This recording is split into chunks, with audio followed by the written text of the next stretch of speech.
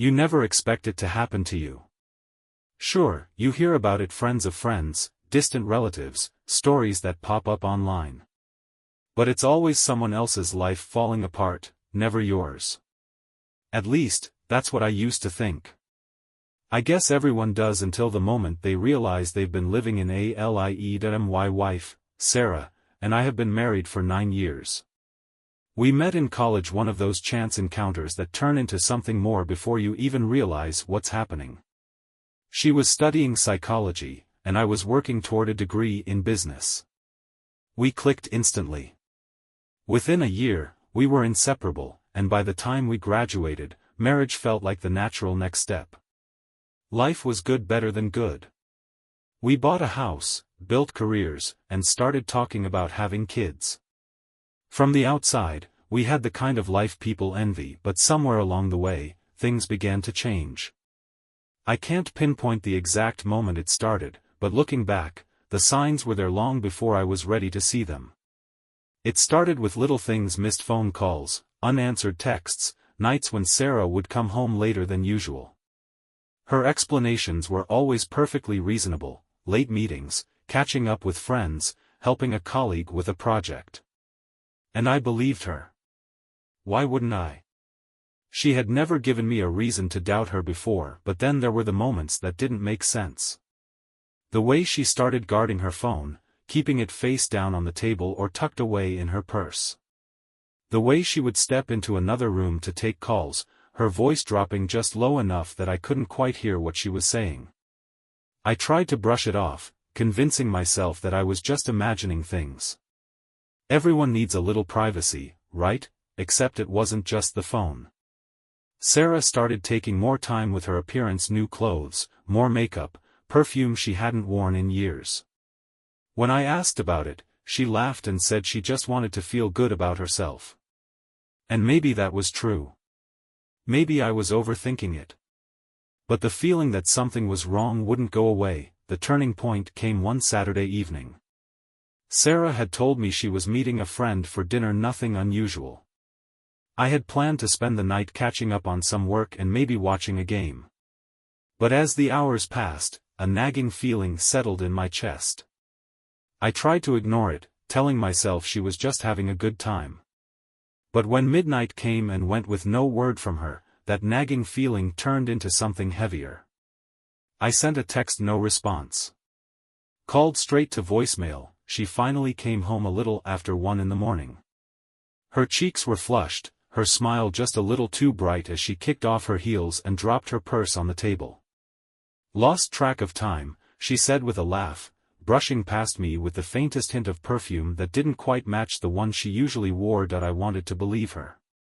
I needed to believe her. So I smiled and nodded, swallowing the questions that burned at the back of my throat. But that night, as I lay in bed beside her, staring at the ceiling while she slept soundly next to me, I knew something had shifted. Over the next few weeks, the distance between us seemed to grow wider. Conversations that used to flow effortlessly became strained and awkward. Simple questions, "How was your day?" or "What do you want for dinner?" were met with distracted answers or quick changes of subject. Physical intimacy, once a cornerstone of our relationship, became increasingly rare. When I tried to talk to her about it, she brushed me off with excuses: stress from work, feeling tired, not in the mood. I wanted to believe her. I really did. But the doubt had taken root, and no matter how hard I tried, I couldn't shake the feeling that something was wrong. Then came the name that would change everything: Deputy Carter.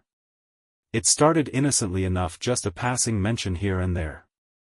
Sarah had started volunteering with a local community outreach program, and apparently, Carter was one of the deputies assigned to work with the program. At first, I didn't think much of it. After all, she worked with a lot of people.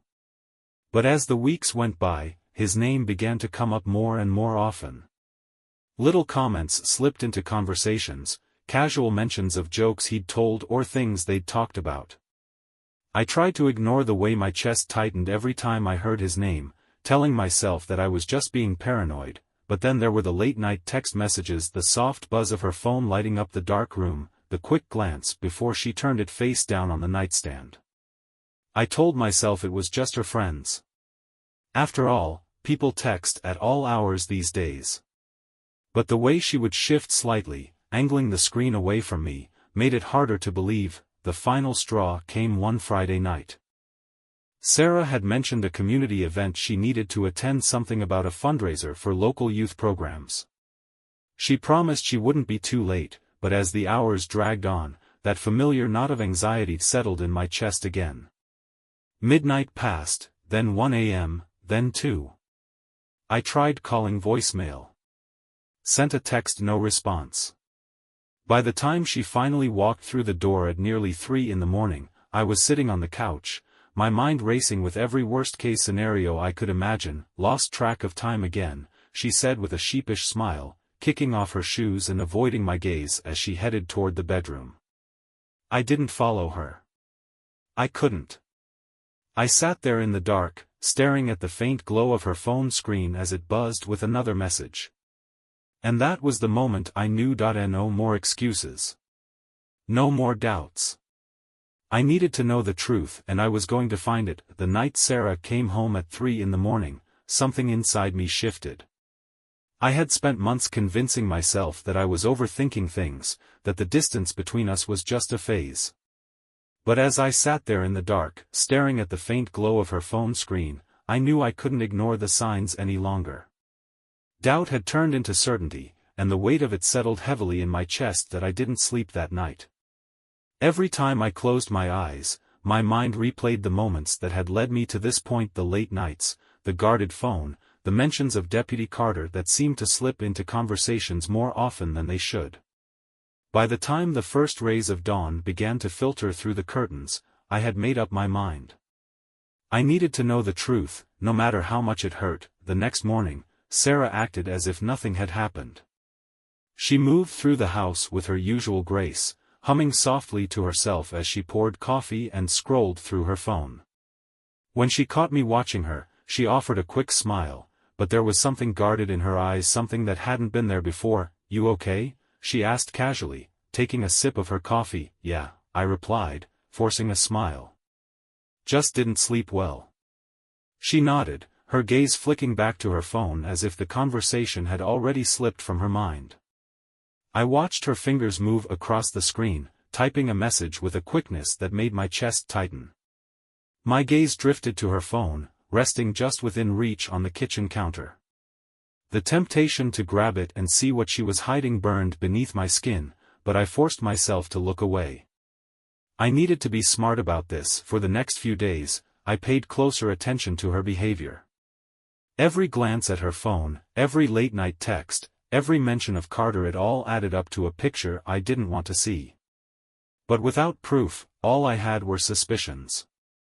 I needed something concrete, something undeniable, and then, one Friday evening, the opportunity presented itself. Sarah had mentioned another community event, this time a charity dinner hosted by the sheriff's department. She left the house around 6, dressed more carefully than usual: heels, a fitted dress, makeup that accentuated her features in a way I hadn't seen in months. As she stood by the door, adjusting her necklace, she caught me watching her and offered a smile that didn't quite reach her eyes. "Don't wait up," she said lightly, grabbing her purse and stepping out into the night. Before I could respond, the moment the door closed behind her, my pulse began to race. This was the moment I had been waiting for. Without hesitation, I grabbed my keys and followed her. My hands trembled against the steering wheel as I trailed her car through the city streets, keeping a safe distance to avoid suspicion. Every turn, every stoplight, every glance at her taillights felt like a countdown to a truth I wasn't sure I was ready to face. She didn't go to the venue she had mentioned. Instead, she drove to a small diner on the outskirts of town, the kind of place where people went when they didn't want to be seen. I parked a few spaces away, my heart pounding so loudly I could hear it in my ears as I watched her step out of the car and glance around as if checking for someone. Moments later, another car pulled up, a dark SUV with tinted windows. Deputy Carter stepped out, tall, broad-shouldered, with a confident stride that seemed to radiate authority. His uniform was gone, replaced by a casual button-down shirt and jeans that did nothing to hide the strength beneath. His eyes scanned the parking lot briefly before settling on Sarah, and the smile that spread across his face made my stomach twist. They greeted each other with a familiarity that cut through me like a knife. The way her smile softened, the way her hand lingered on his arm for just a moment too long, it was all the confirmation I needed. I raised my phone with shaking hands, snapping a few photos through the windshield as my breath came in shallow gasps. Each click of the camera felt like another nail in the coffin of my marriage. They disappeared inside the diner, leaving me sitting alone in the dark with nothing but the sound of my own breathing to keep me company. My mind raced with questions I didn't want to answer. How long had this been going on? How had I not seen it sooner? Had it started with innocent conversations that slowly crossed the line, or had there been something there from the beginning? Minutes turned into an hour, then 2. My phone buzzed with messages from friends and notifications from work, but I ignored them all. Nothing else mattered in that moment, only the harsh truth that my wife had found comfort in the arms of another man. Finally, the door to the diner opened, and they stepped out into the night. Their laughter drifted through the air, light and carefree in a way that felt like a slap to the face. Carter placed a hand on Sarah's lower back as they walked to his car, and the way she leaned into his touch made my chest tighten until I could barely breathe. They didn't drive back to the charity event. Instead, Carter's SUV led the way down a winding road that curved away from the city lights and into the shadows of the countryside. I followed at a distance, each turn of the wheel feeling heavier than the last. My mind raced with possibilities, each one worse than the last, as I tried to convince myself that there might still be an innocent explanation. But when Carter's SUV pulled into the driveway of a secluded cabin nestled among the trees, that last shred of hope crumbled into dust. That I watched from a distance as Sarah stepped out of the car, her laughter mingling with the distant hum of crickets and the faint rustle of leaves in the breeze. Carter stood close beside her, his hand resting on the small of her back as they approached the cabin door. My fingers clenched tightly around the steering wheel, nails digging into the leather as I fought the urge to storm up the driveway and demand an explanation. But I forced myself to stay still, knowing that I needed more than anger, I needed proof. The cabin door closed behind them, leaving me alone in the darkness with nothing but the faint glow of the porch light to keep me company. My breath came in ragged gasps as I raised my phone once more, snapping photos of the cabin and the vehicles parked outside. My hands trembled so badly that the images came out blurry, but it didn't matter. The truth was undeniable now, etched into my mind with a clarity that no amount of denial could erase. That I sat there for what felt like hours, staring at the cabin as if willing it to disappear would somehow erase the reality of what I had seen. But no amount of time could change what had happened. Eventually, the porch light flicked off, leaving the cabin shrouded in darkness. I swallowed the lump in my throat, forcing myself to take a deep breath as I started the car and drove away, the gravel crunching beneath my tires as I left behind the shattered remnants of the life I had once believed By the time I returned home, the world outside was beginning to stir with the first light of dawn. The house felt different as I stepped inside, colder, emptier, as if the walls themselves could sense the betrayal that had taken root within them. I stood in the middle of the living room, staring at the photos on my phone with a hollow ache that seemed to seep into my very bones. There was no turning back now that I had seen the truth with my own eyes, and soon, Sarah would have no place left to hide. The hours after that night blurred together in a haze of disbelief and heartbreak. Sleep was impossible.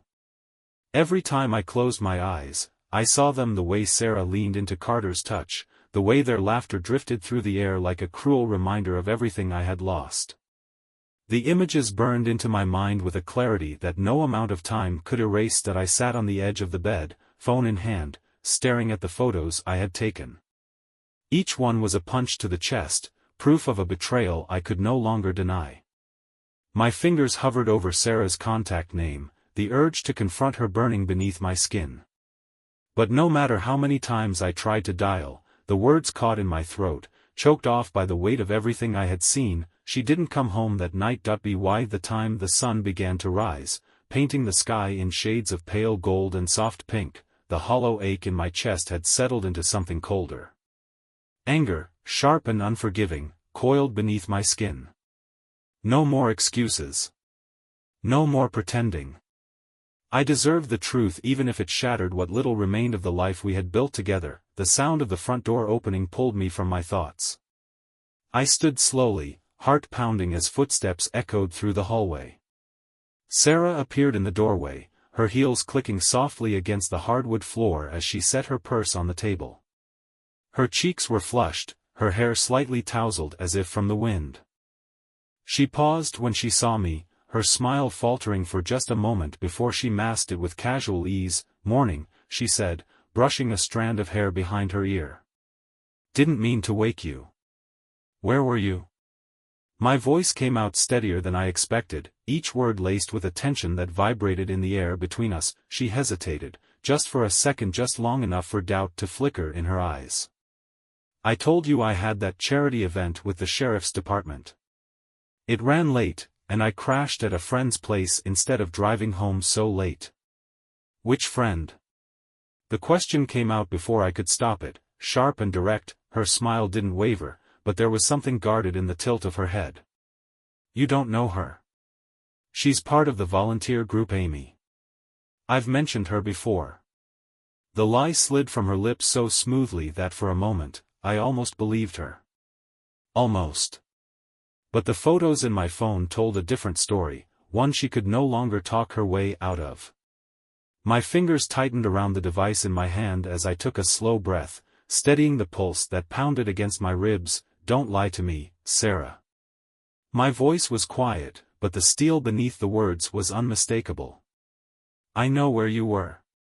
She blinked, her smile faltering for the first time. "What are you talking about?" "I followed you last night." The confession hung in the air like a thunderclap, sudden and irrevocable. "I saw you meet Carter at that diner on the edge of town.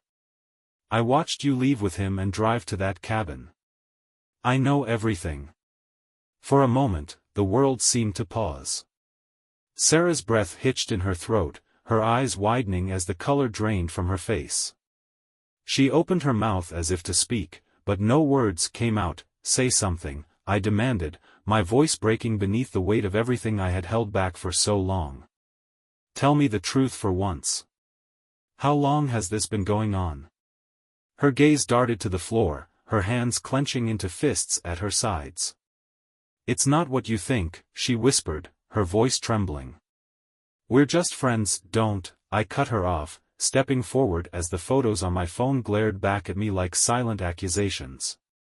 "Don't insult me by pretending this is something innocent. I saw the way you looked at him. I saw the way he touched you."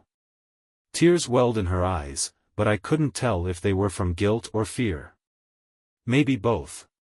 "I never meant for this to happen," she whispered, her voice cracking beneath the weight of her own words. It started with conversations. I was stressed, and Carter was easy to talk to. One thing led to another, and you what?" The question hung in the air, heavy with everything she had yet to admit. "You thought I wouldn't find out? You thought you could sneak around behind my back and still come home like nothing happened?" "I didn't plan this," she cried, her voice rising as tears spilled down her cheeks. "I didn't wake up one day and decide to cheat on you. I was lonely, and don't you dare blame this on me," I interrupted, my pulse pounding in my ears as anger burned through the hollow ache in my chest. "I was here. I was always here, waiting for you while you stayed out late, trusting you when you said you had meetings or volunteer events. I believed every word you said, and you used that trust to lie to my face." I tried to stop, she whispered, her shoulders shaking as she wiped at her tears. "I knew it was wrong. I knew I was hurting you. But every time I tried to walk away, I couldn't. He made me feel." "Don't finish that sentence." The words came out through gritted teeth, sharp enough to cut. "Whatever he made you feel, it wasn't worth throwing away 9 years of marriage." Silence settled between us, heavy and suffocating. The distant hum of traffic outside the window was the only sound that broke the stillness as we stood there, two strangers separated by a chasm of betrayal that no amount of apologies could bridge. "I didn't want to hurt you," Sarah whispered again, her voice cracking beneath the weight of her guilt. "But you did," I replied, my voice hollow. Over and over again. And now I have to decide what to do with the pieces of what's left. Her gaze searched mine, desperate for something I could no longer give. Forgiveness. Understanding. A second chance that she hadn't earned. But all I could feel was the ache of a future that had slipped through my fingers like sand. I need time to think, I said, stepping back as the walls of the room seemed to close in around me. I can't do this right now. Please, no, my voice cracked, raw and broken. Just, give me space. I need to figure out where we go from here if there's anywhere left to go at all. Without another word, I turned and walked out the front door, the cool morning air hitting my face like a slap as I stepped onto the porch. The world outside felt too bright, too loud, as if mocking the storm that raged inside me. But as I stood there, staring at the horizon with the weight of betrayal heavy on my chest, one thought echoed louder than all the rest: no matter what happened next, nothing would ever be the same again. After I walked out that morning, the air outside felt too thin, as if the weight of everything I just heard had squeezed the breath from my lungs. My legs carried me without direction, each step feeling heavier than the last. I didn't know where I was going, only that I couldn't stay in that house, surrounded by the echoes of a life that had crumbled beneath my feet. The streets were still waking up as I wandered aimlessly through the neighborhood. The distant hum of traffic mixed with the faint chirping of birds, a stark contrast to the storm raging inside my chest.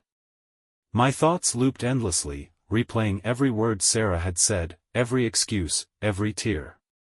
I never meant for this to happen. He made me feel. No matter how many times I tried to push those words away, they clung to me like a second skin. At some point, I found myself sitting on a bench in the park near our home, my hands resting on my knees as I stared at the ground. The air smelled faintly of dew and freshly cut grass, but I barely noticed. All I could feel was the hollow ache that had taken root in my chest, spreading through my limbs until even breathing felt like a conscious effort. That I had always thought of heartbreak as something sharp and sudden, like a knife to the chest. But this was different. It was slow and heavy, a suffocating pressure that settled over me like a weighted blanket I couldn't shake off. The realization that the person I had trusted more than anyone in the world had betrayed me, that the life we had built together was now built on lies, was a weight I didn't know how to carry. Hours passed without me noticing. The sun rose higher in the sky, casting long shadows across the grass as people passed by, their laughter and conversations feeling like echoes from another world. I watched them without really seeing, my mind too consumed with the questions that had no answers. How long had it been going on? When did she stop loving me? Could I have done something differently? Each question hit like a blow to the chest, leaving me breathless with the weight of my own doubts. By the time I returned home, the air inside the house felt suffocating. The faint scent of Sarah's perfume still lingered in the air, a cruel reminder of the life we had shared within these walls. My footsteps echoed against the hardwood floor as I moved through the rooms, each one filled with memories that now felt like ghosts of a life I no longer recognized. The framed photos on the mantel, our wedding day, vacations, holidays spent laughing together, seemed to mock me with their frozen smiles. Sarah was in the kitchen when I found her, standing at the counter with a cup of coffee clutched tightly in her hands. She looked up as I entered, her eyes red and puffy from crying. For a moment, neither of us spoke, the silence stretching between us like a chasm too wide to cross. I didn't know if you'd come back, she said softly, her voice barely above a whisper. I almost didn't, I replied, the words tasting like ash on my tongue. She set the coffee down with a shaky hand, her gaze searching mine as if looking for something she could hold on to. I know I hurt you. I know what I did was wrong. But, please, can we talk about this? Can we try to fix what's broken? Fix what's broken? I repeated, my voice cracking beneath the weight of everything I felt. Sarah, you didn't just break our marriage, you shattered it. You lied to me, over and over again. You made me believe that I was the problem, that I was imagining things.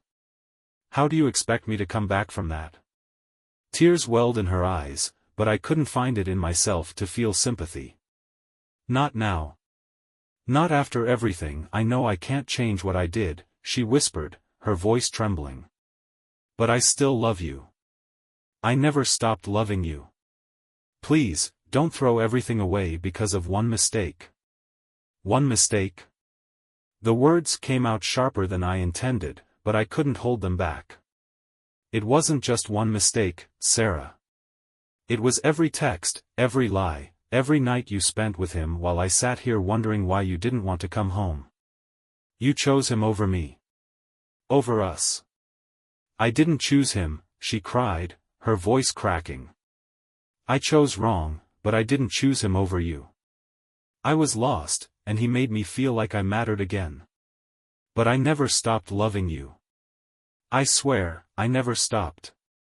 I closed my eyes, the words hitting harder than I expected. Because no matter how much I wanted to hate her, part of me still loved the woman standing in front of me. The woman I had shared my life with, built dreams with.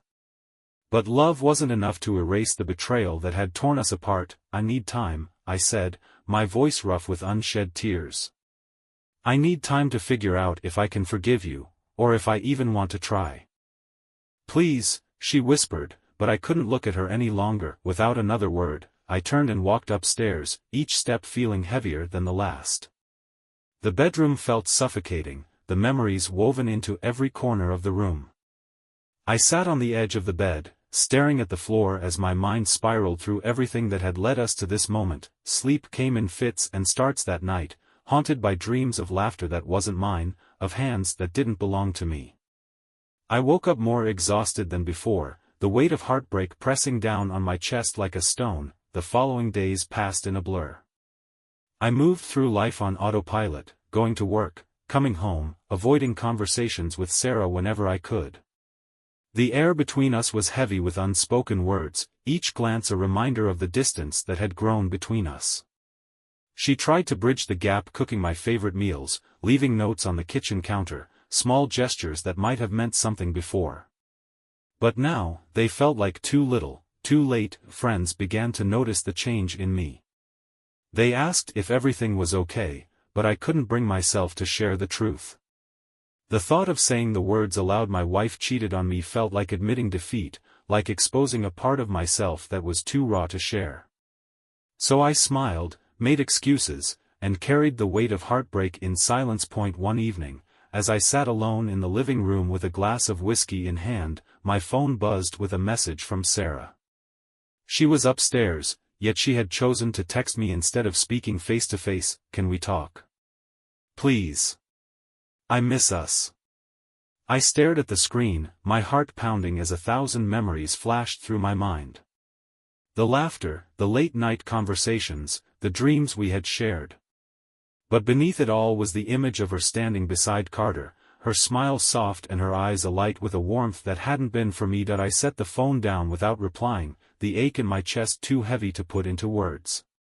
The path ahead felt impossibly uncertain, a fork in the road where neither choice promised happiness.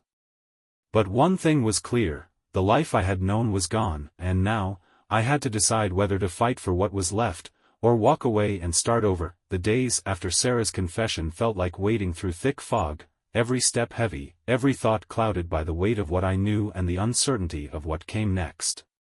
Each morning, I woke with the same hollow ache in my chest, a constant reminder that the life I had built was hanging by a thread.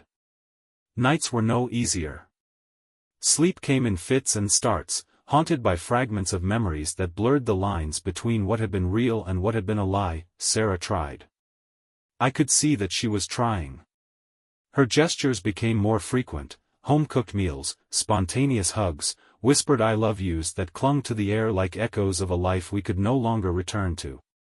But no matter how hard she tried, the images of her with Carter were burned into my mind, too vivid to ignore. I couldn't forget the way she had smiled at him, the way her hand had lingered on his arm. The knowledge of where she had gone with him, what they had done together, was a wound that refused to heal, and yet, part of me wanted to forgive her. I hated that part of myself, the part that still remembered the woman I had fallen in love with, the woman who had once been my best friend, my partner, my future. I hated the way my heart ached when I saw her cry, the way my chest tightened every time I caught a glimpse of the sadness in her eyes. Despite everything, a part of me still wanted to believe that we could find our way back to each other, but another part of me, the part that had followed her that night, the part that had watched her walk into that cabin with another man, knew that forgiveness might never be enough. Some wounds cut too deep, and no amount of apologies could erase the betrayal that had shattered my trust. The tension between us grew heavier with each passing day. Conversations became strained, filled with half-finished sentences and unspoken questions. I avoided her gaze more often than not, afraid of what I might see reflected in her eyes. She, in turn, seemed to walk on eggshells, as if one wrong word might shatter the fragile truce we had somehow maintained. One evening, after another silent dinner eaten side by side without speaking, I found myself sitting alone in the living room, nursing a glass of whiskey and staring at the flickering shadows cast by the fireplace. The air felt thick with unsaid words, the silence pressing down on my chest until I could barely breathe. "Are you ever going to talk to me?"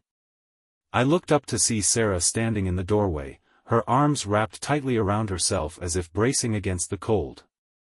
Her eyes, red-rimmed from crying, searched mine with a desperation that made my chest tighten. "I've been trying," she whispered, her voice trembling.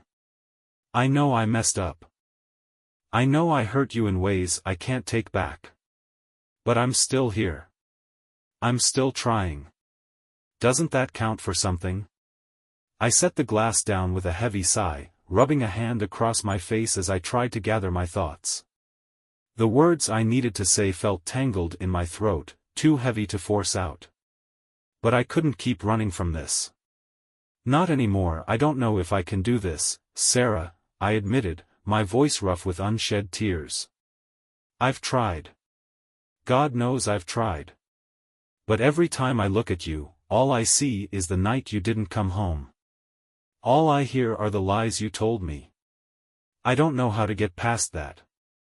Her breath hitched, and she took a step closer, her hands twisting nervously in front of her. "But we can get past it," she insisted, her voice cracking. "People come back from worse. I know we can. I love you. I never stopped loving you. Then why did you do it?" The question burst from me before I could stop it, raw and aching in its honesty. "If you loved me, why did you choose him?" "I wasn't choosing him," she cried, tears streaming down her face. "I was choosing. I don't know, something I thought I needed. I was lonely. I felt invisible, like you didn't see me anymore. And Carter, he made me feel wanted again. But it was a mistake. A horrible, stupid mistake. And if I could take it back, I would. I swear, I would." Her words hit like a punch to the chest, knocking the air from my lungs. The worst part was that I understood. I understood the loneliness, the need to feel seen, to feel wanted. But understanding didn't make the pain any less real. That I stood slowly, crossing the room until I stood just a few feet away from her. The air between us felt charged, heavy with the weight of everything we hadn't said. "I believe you," I said quietly. "I believe that you're sorry. I believe that you didn't mean to hurt me. But that doesn't change what happened. It doesn't change the fact that you broke something between us, something I don't know if we can ever fix." Her shoulders shook with silent sobs as she clutched her arms tightly around herself, as if trying to hold together the pieces of a life that had fallen apart. "I don't want to lose you," she whispered. "Please, don't leave me." I closed my eyes, the weight of her words pressing against my chest like a stone. For a moment, I imagined what it would be like to forgive her, to take her in my arms, to let go of the anger and the pain and try to rebuild what we had lost. But the images that haunted my dreams, the laughter that wasn't meant for me, the touch that had belonged to someone else, were still too fresh, too raw. "I need time," I said again, my voice thick with emotion. "I need time to figure out if I can live with this, or if it's better for both of us to walk away." "Please," she whispered, reaching for my hand. But I stepped back before she could touch me, the distance between us feeling like the only thing keeping me from breaking apart completely. "I'm going to stay with a friend for a few days," I said, the decision forming even as the words left my mouth. I need space to think. To breathe. To figure out what comes next. The sob that broke from her chest was the sound of a heart shattering. But I couldn't stay. Not now. Not when the walls of this house felt like they were closing in around me with every breath. Without another word, I turned and walked upstairs, packing a small bag with the essentials. Each item I placed into the suitcase felt like another piece of my life slipping through my fingers, but I forced myself to keep moving.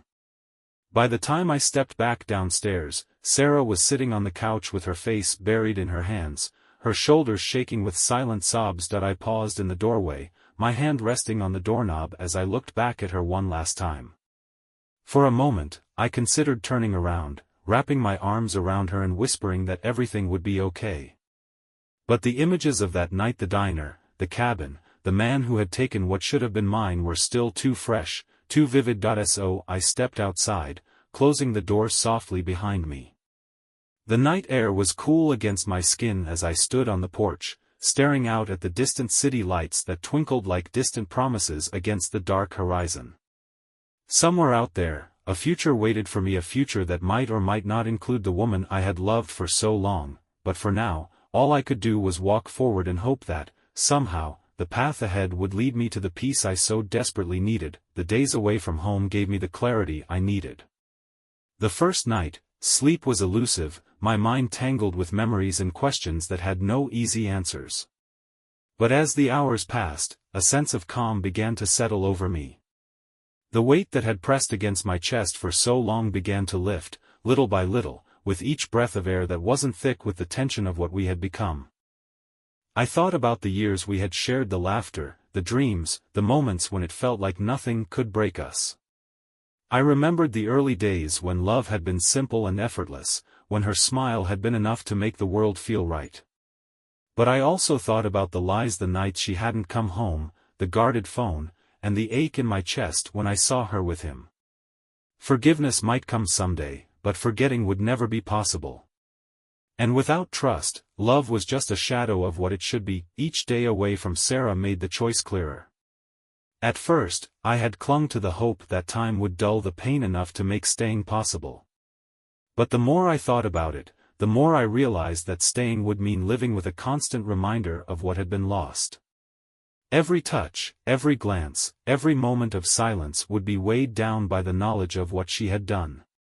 And I knew that wasn't a life I could live. On the fourth day, I returned home. The house was quiet when I stepped inside, the air thick with the echoes of everything we had said and everything we hadn't. The faint scent of Sarah's perfume still lingered in the air, a bittersweet reminder of the life we had built within these walls.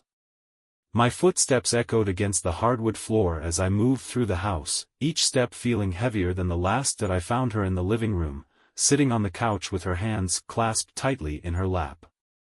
Her eyes were red from crying, her gaze lifting to meet mine as I stepped into the room. For a moment, neither of us spoke, the silence stretching between us like a chasm too wide to cross. "I've thought about everything," I said finally, my voice steady but soft. "I know you're sorry. And I know you didn't mean for any of this to happen. But I also know that I can't keep living with this weight between us. No matter how much I want to believe we can fix what's broken, I don't think I can ever look at you the same way again." Her breath hitched, but she nodded as if she had known the words were coming. "I understand," she whispered, her voice barely audible. "I still love you," I continued, the truth of it cutting through me like a blade. "But love isn't enough. Not anymore." Tears welled in her eyes, but she didn't look away. "I wish I could take it all back," she said, her voice breaking. "I wish I could erase every mistake, every lie. But I know I can't. And I know I've lost you because of it." For a moment, I considered reaching out to her, offering some small measure of comfort. But I knew that doing so would only make it harder to walk away.